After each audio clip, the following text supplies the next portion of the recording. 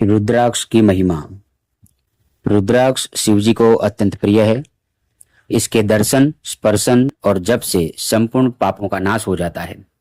पूर्व काल में रुद्राक्ष की महिमा को देवी के आगे स्वयं परमात्मा शिव जी ने लोक कल्याण की दृष्टि से इस प्रकार कहा था।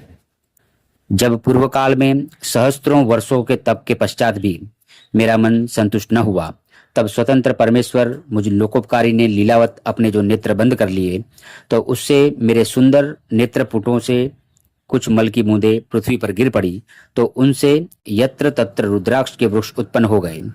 मैंने उन स्थावरों को विष्णु भक्तों तथा चारों वर्णों को दे दिया।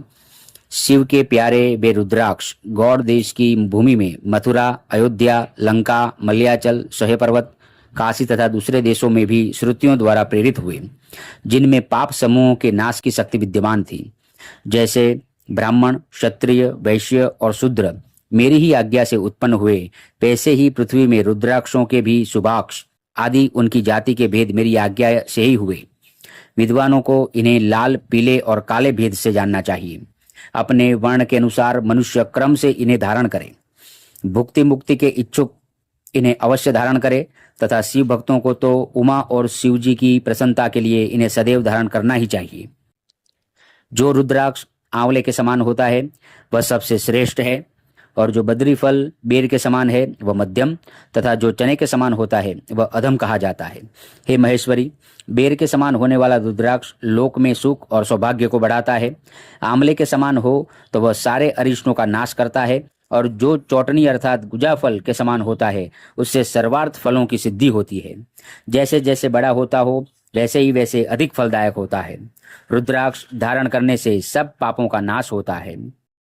रुद्राक्ष द्वारा मंत्र जपने से कोटि गुना पुण्य होता है, और उसके धारण करने से मनुष्य 10 कोटि गुना पुण्य प्राप्त करता है। हे देवी, त्रिपुंड सहित जिसके अंग में रुद्राक्ष होता है और जो मृत्युंजय का जापक होता है, उसके दर्शन से शिव दर्शन का फल होता है। वह पांचों देवताओं का विशेष प्यारा तथा सब देवों का प्रिय होता है। रुद्राक्ष की माला से सब मंत्रों का जप किया जाता है।